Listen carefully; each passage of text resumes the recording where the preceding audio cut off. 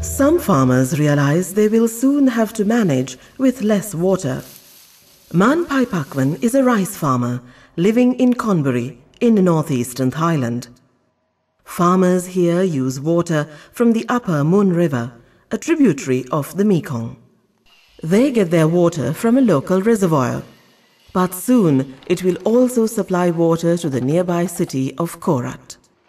ทีนี้ก็กลัวว่าถ้าหากว่าเขามาเอาน้ำไปแล้วเกษตรกรจะเอาน้ำไหนมาทำนาต่อไปถ้าเขาจะมาเอาน้ำเพราะว่าทุกวันนี้บางปีที่น้ำมันไม่ค่อยมี This can spell trouble for her rice fields. ก็ต้องครอบครัวก็ต้องอดอยากค่ะก็ต้องไปหากู้หนี้ยืมสินเข้ามาใช้ค่ะมาซื้อข้าวกิน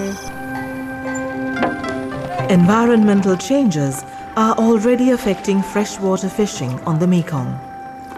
The study identifies the Tonle Sap Lake in Cambodia as an ecological hotspot.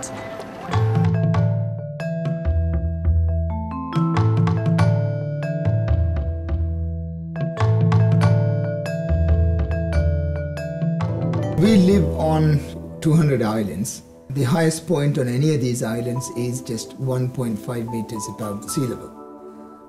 And then if you run any of these scenarios of sea level rise, you would very much realize that within no time, we would be underwater.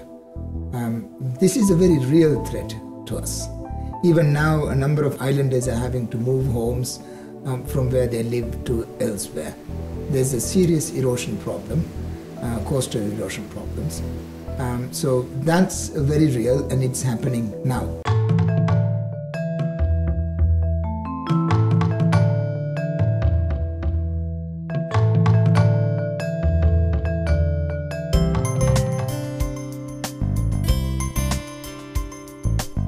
My daughter Mary Ann, who lives overseas, and my family here call and text me on the cell phone. Almost everybody in my family has a cell phone now. My cell phone is very important to me. It's my main line of communication between my daughter and myself. Sometimes she calls once a week or twice a month, but she texts me more often using her roaming.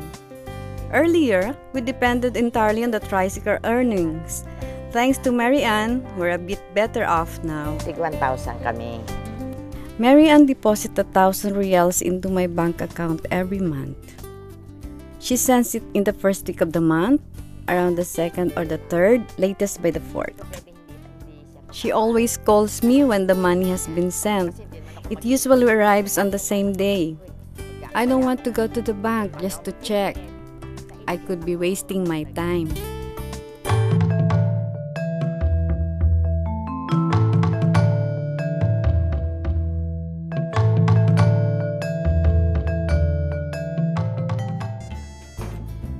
I use my mobile mainly to sell what I grow.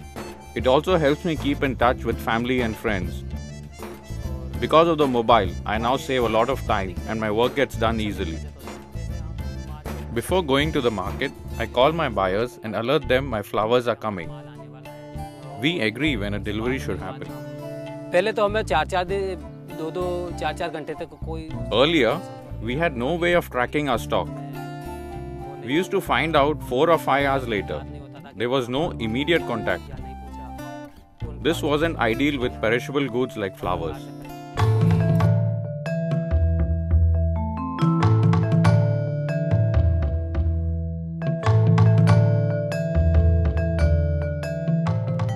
But other big problems remain. Every year, the Yellow River carries a very large volume of mud and sand.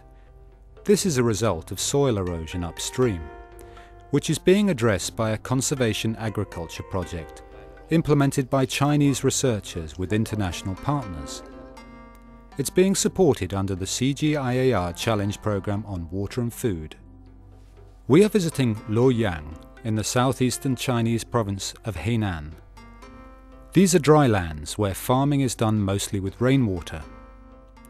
In a pilot project, farmers are being shown how to improve their soil quality and reduce soil erosion.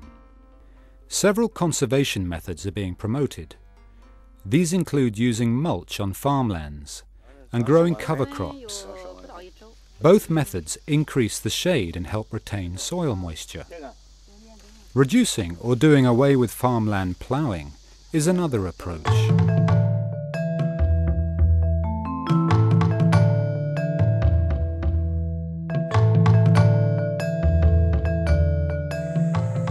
So today, P-Buzz is taking them back to Mount Pinatubo. Traveling in this old supplies truck left from the Second World War, it's a journey to remember. After many hours, they arrive at Yamoth, their former village. Only weeds and shrubs grow here now, over the many layers of volcanic ash. Growing crops is nearly impossible, and there are no more animals left to hunt. Diha lugar hati 150 family, 100 na pamilya ay sagana ha pagkain, duhang kalita nin may sarili nin pamamahala, paggugobyerno, may sarili pang politika, bayo sagana ha pamamangan, bayo hatoy mismo nin taw-taw yan nakapairi-bairi ang magatoy pamilya ay main hatoy ang kalita pagmimiha, main hatoy ang kalita nin at pagbibigayan ng bawat miha, bueno may magkahakit ay ang pitatambay.